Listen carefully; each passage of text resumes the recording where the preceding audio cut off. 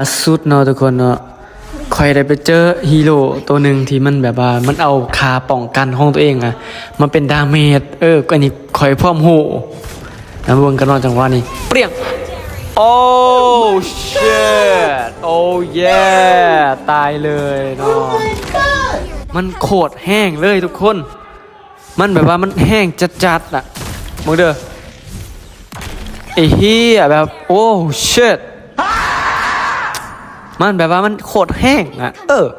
คอยก็เลยลองกับแทงเบิ่งเนาะว่ามันจะโดนทีเดียวร่วงเลยไป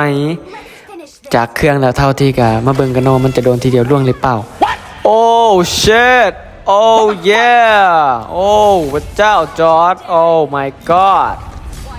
ร่วงเลยว่ะ โอ้มันโอ้เย่โอ้แม่งโคตรแห้งไอ้เหี้ยพลังเวททั้งเบิด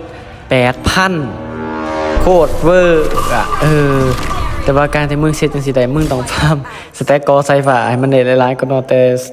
ถ้ามาเฮ็ดลงแรงเฮ็ดจังซี่ได้บ่เป็นไปบ่ได้เนาะ impossible มึงเฮ็ดบ่ได้ดอกไอ้เหี้ยกูก็ยังงงเหมือนกันนะเนี่ยสูงสุดก็100ไป